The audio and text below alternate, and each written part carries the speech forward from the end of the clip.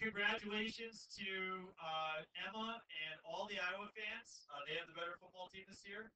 Um, we're very happy for them. So we cannot wait for basketball season to come around. And they did lose to Northwestern, but it's all right. To win every once in a while. Okay. All right, here we go. Higher derivatives. Okay, when we list derivatives, you remember that we put a kind of a tick mark in front. That means prime. If you're going to take a second derivative, it's f double prime. If you're going to take a third derivative, it's f triple prime. But after that, they actually don't generally start listing all the tick marks. They just write, it's going to be the fourth derivative, so on and so forth. Now, I messed up here. There's no fifth derivative, but this is a confusing question. Some of you may never fully understand this question. I apologize for that. I'll do whatever I can to help you out. But right now is our chance to look at it. What we want to do is we want to be able to look at this graph and determine which function is the original, which is the first derivative, which is the second, which is the third, and which is the fourth. So amidst all the different colors, which is which? And I think it's easiest to try to focus on the original, the first derivative. Sam, shed some light on this for us. What do you got? The blue one is what? Okay, Sam says that the blue one is the original. Why would you say that?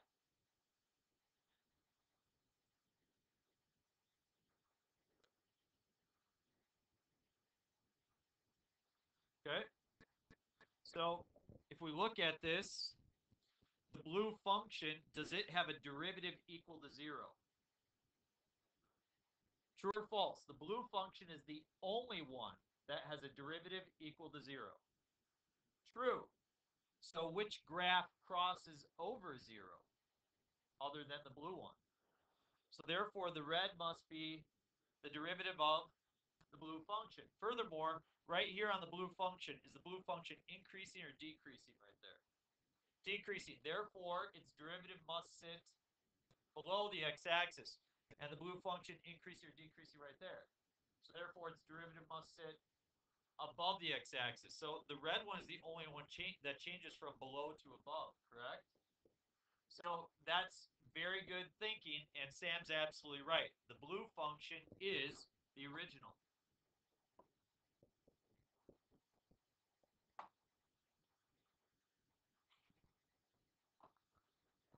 Whatever you want, it's up to you. I can't really color code these, so. Very good. So the red one, f prime, is going to be the red function. Okay. Now let's talk about the derivative of the red function. What do you notice about the derivative of the red function? Why does it have to be above the x-axis? Because the derivative is always positive. The derivative of the red function is always positive. Therefore, it can't be what? It can't be the yellow one. It's either got to be green or purple. So let's try to figure out, is it going to be the green one or the purple one? Okay, so I'll look at this spot right here, okay, of the red function. Now let's estimate, what would you say is approximately the slope of that tangent line? 1, okay? So which function has a height of 1 at 1? The green one or the purple one? Yeah, the green one has a height of 1 there. The purple one has a height of 3, okay? That's a little bit different, right? Would you agree that the red function for sure does not have a slope of 3 at that spot? All right, so we would say that f double prime is going to be green. So let's focus on f double prime. The green function, the derivative of the green function is always negative. Therefore, its derivative must sit below.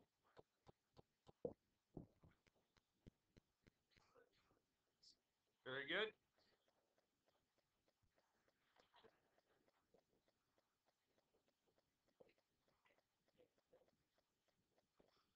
I'm going to stay out of this one.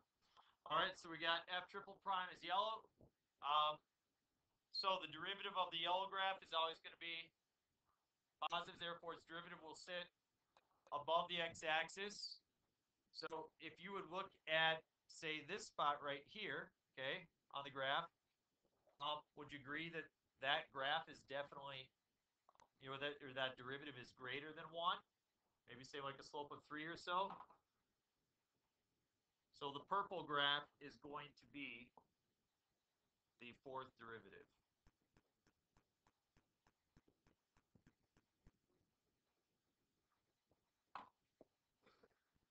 I don't pretend it's easy to think through all that stuff, but if you notice, the questions we asked were, when is the derivative equal to 0? Where is it positive? Where is it negative? Where does it cross the x-axis? And from there, we're able to get a starting point and move forward. Okay. All right. Here we go.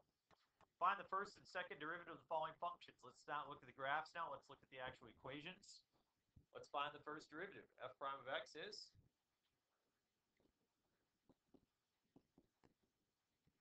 sweet. F double prime of x is, hey, that was super easy. No big deal, huh?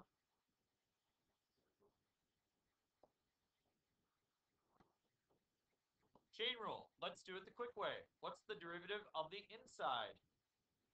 2. What's the derivative of the outside? So I will have 10u to the fourth.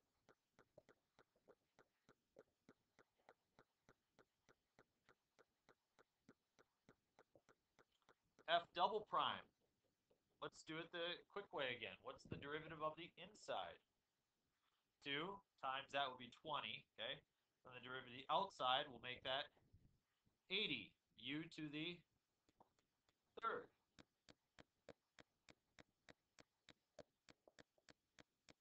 Levi was gone all week. He has not seen the chain rule yet. He has not seen implicit differentiation yet.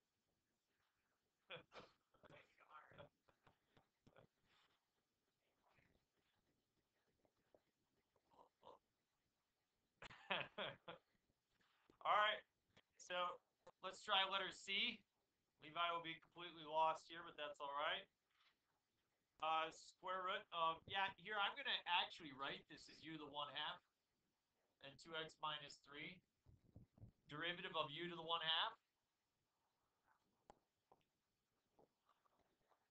1 over 2 roots of u, and derivative of 2x minus 3.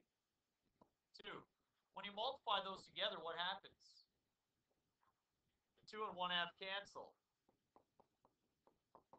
And I get 1 over the square root of 2x minus 3.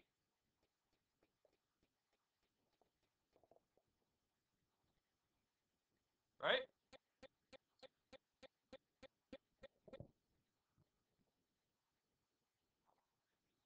Everybody okay with that? All right, let's take the second derivative. What rule would you use to take the second derivative?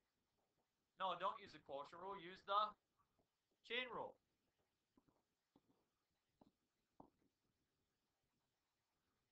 I'm going to say that this is u to the negative 1/2. Right? 2x minus 3 to the negative 1/2 power. So what's the inside?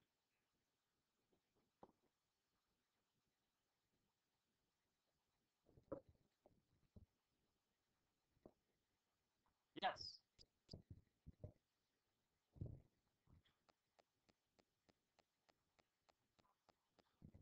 Good question. Thank you for asking. We have 2 over 1 times 1 over 2, so those will cancel. Good question. That just reminds me to plug it back in. Okay, so what's the derivative of u to the negative 1/2? Negative 3/2, right? And then the derivative of 2x minus 3? 2. When I multiply those together, what happens? I get a negative 1 in the numerator, and I get u, which is 2x minus 3, to the 3/2 in the denominator.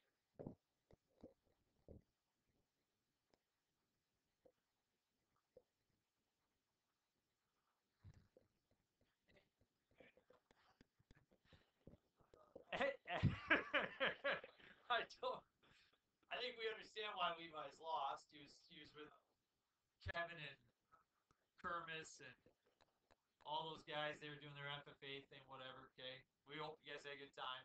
And it's not to say you can't be confused in class. I just, like Leah asked a specific question. I kind of needed a specific question. So anyway, we know that Levi has many questions like, what is the chain rule, right? Yeah, it's really not a big deal. All right. Letter D is a little bit more confusing. Probably going to get lost unless you really focus in and kind of lean into it, okay? All right, awesome. So, f prime of theta is, what rule do I have to use? The product rule. Quotient is when I divide, product was when I multiply. Okay, Dana, don't laugh at Hunter when he says something that's incorrect. All right, thank you. All right, derivative of theta times cosecant of theta. Hey, that was simple. Plus theta times the derivative of cosecant. Negative cosecant of theta, cotangent of theta. Yes, you have to memorize those for the test.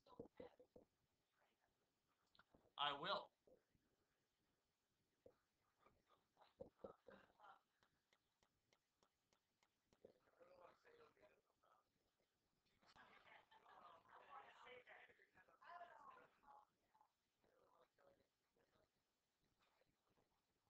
All right.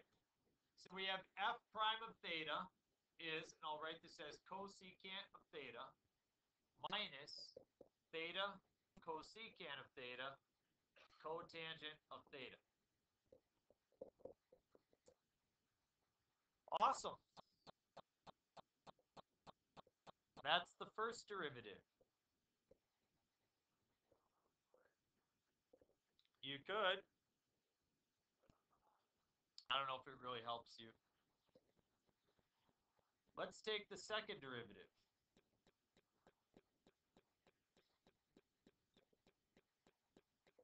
What's that?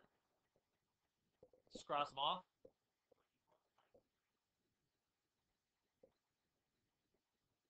Distribute.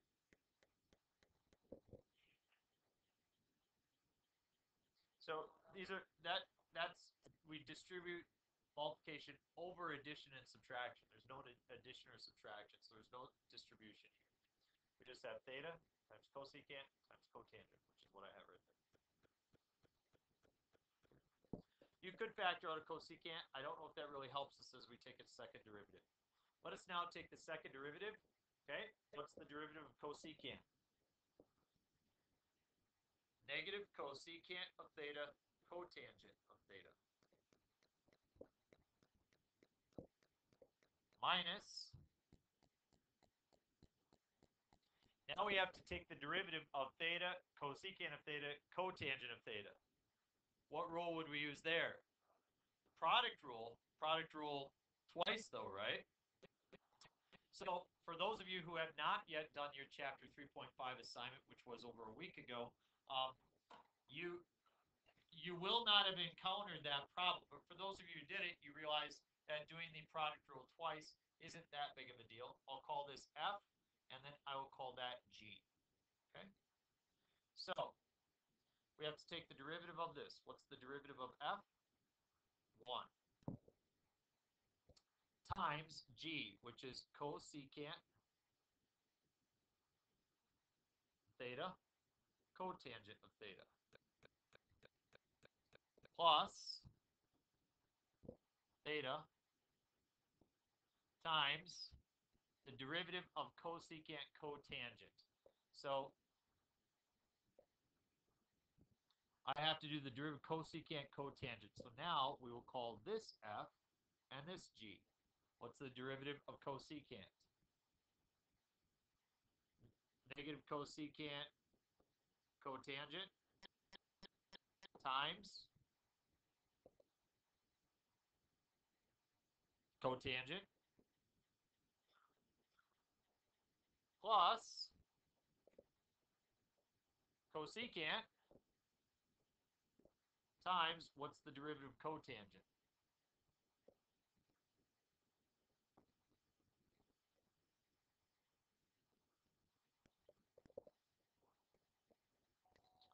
When we get back, we'll write it without parentheses. Go get some brain food, come back smarter, and we'll get after it, folks.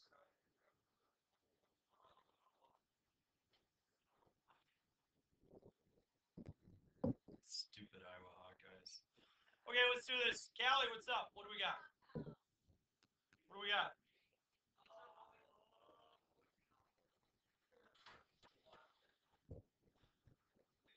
Okay.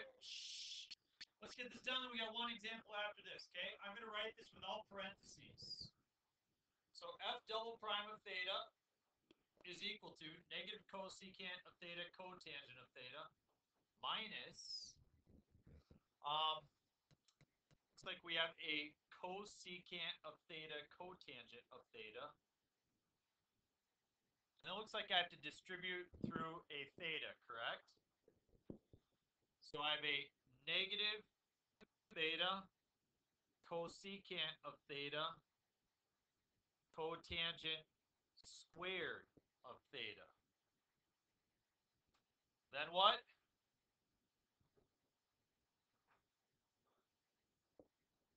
Minus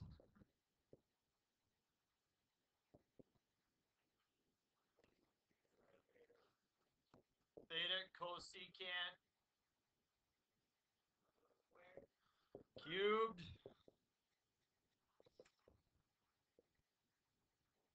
Yep, it is. Thank you. I was going to say it, but I was like, I've already given Spencer a tough enough time today. I'm not going to go there. So, all right. All right. Negative cosecant theta cotangent theta minus cosecant of theta cotangent theta is a negative 2 cosecant of theta cotangent of theta. So those are able to combine together. When I distribute the negative, I get a plus theta cosecant of theta cotangent squared of theta. And we get a plus theta cosecant cubed of theta. Now, I agree, that's an ugly problem. But the nice thing is that I can see where you guys are going. And I'll give you an example here, okay? If I give you 3x squared, what's the derivative of 3x squared?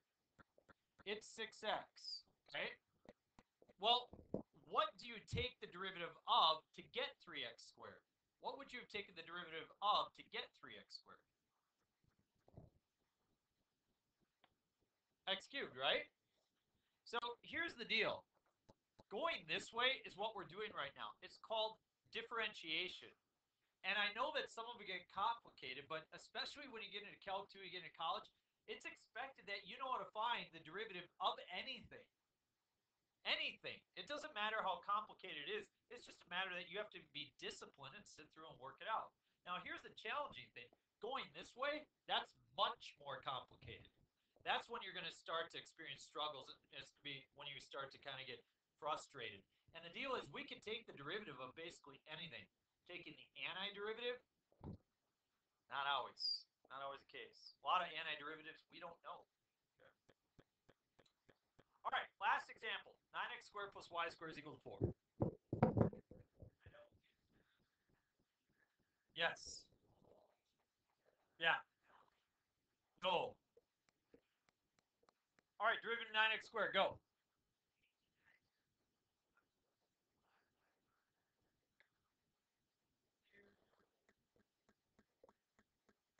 Levi's like, y prime? What the heck?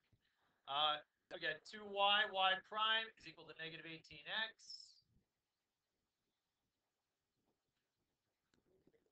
Divided by 2y, y prime is negative 9x over y. Everybody good go there? So let's find the second derivative. That's the first derivative, no big deal. Second derivative, what rule do I have to use? The quotient rule. What's the derivative of the top? Negative 9 times the bottom, y, minus the top, so plus 9x, right? What's the derivative of the bottom? Y prime, all over y squared. Now, what's unique about this answer compared to the other ones that we've seen. There's a y prime. You can't have a y prime in your answer. So what would I put in place of the y prime? Yeah, negative 9x over y. That's going to go right there. Okay? You see that? So let's write that out. We've got y double prime is equal to negative 9y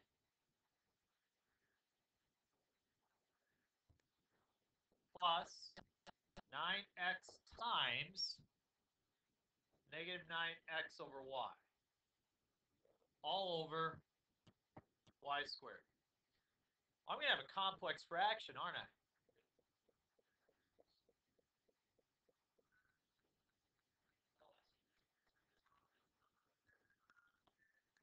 Not negative 18, but negative 81, right? So I can have negative 9y over 1 minus 81x squared over y squared. Yeah, top and bottom by y. Now they have common denominators. So y double prime is negative 9y squared minus 81x squared over y squared over 1. Cool. Multiply by the reciprocal.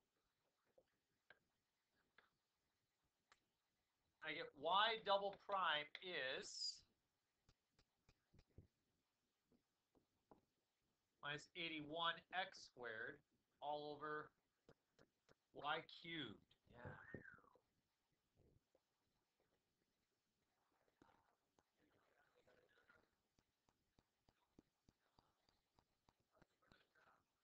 Unsquare the top.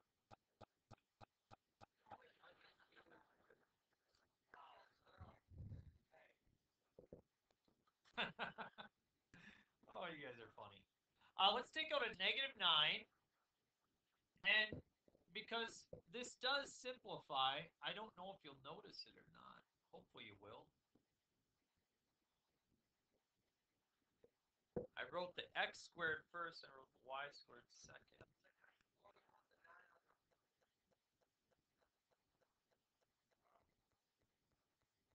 Remember, we don't want to factor just for the sake of factoring. We want to do it because it leads us to something. It's 4.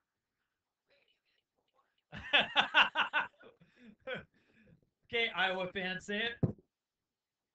What, Iowa won? No, it's where do you get 4? Where do you get? It's right here. It says 9x squared plus y squared is 4. 9x squared plus y squared is? Boom. Y double prime is?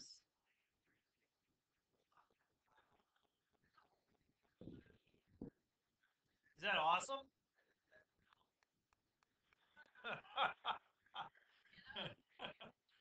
Oh. I don't expect everybody to figure it out. Only those who want to get an A in the class. So. Oh. They should pay me extra for teaching you guys. Pay me extra for teaching you guys. There you go. 3.8. Page 195, numbers 2, 3, 5, 10, 17, 29, 31. I will hand you your homework cover sheet. I will also hand you a study guide.